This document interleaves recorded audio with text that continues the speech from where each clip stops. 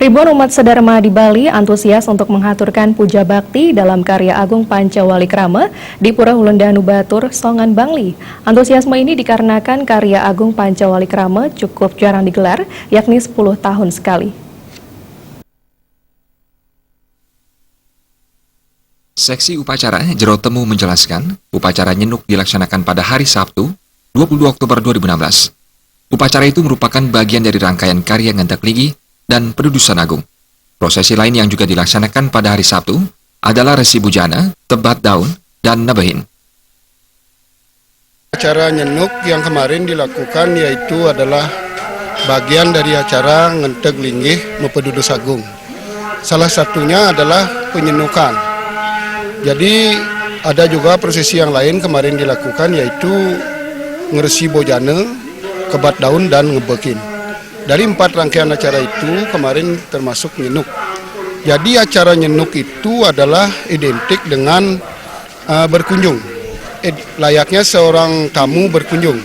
Namun di dalam hal ini, dalam upacara ini, yaitu dikisahkan dari Baban Sidakarya, di mana Brahmana Sidakarya di sana sebagai tamu dalam hal ini, karena beliau hadir membawa pasukannya untuk mempersembahkan bahan-bahan upakara.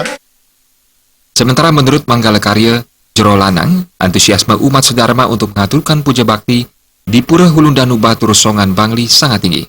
Hal ini dibuktikan dengan selalu ramainya umat Hindu yang tangkil ke pura tersebut. Antusiasme ini didorong pelaksanaan karya Agung Pancawalikrama yang cukup jarang, yakni 10 tahun sekali. Karya Pancawalikrama. Karya Pancawalikrama itu kita lakukan setiap 10 tahun. Nah, sehingga ini disebut dengan karya agung. Karya agung. Beda dengan karya-karya yang kita laksanakan setiap Ngusaba Kapat itu. Nah, sedikit berbeda. Nah, sehingga masyarakat umat Saddharma atau umat seluruh Bali sangat tinggi dan sangat antusias untuk melakukan puja bakti kepada kehadapan ide pada intinya ide Dewi Danuh, karena beliau merupakan istananya di Pura Hulendanu Batur. Upacara nyenuk akan dilanjutkan dengan penyedeban yang dilaksanakan pada hari Jumat 28 Oktober 2016. Andika Bali.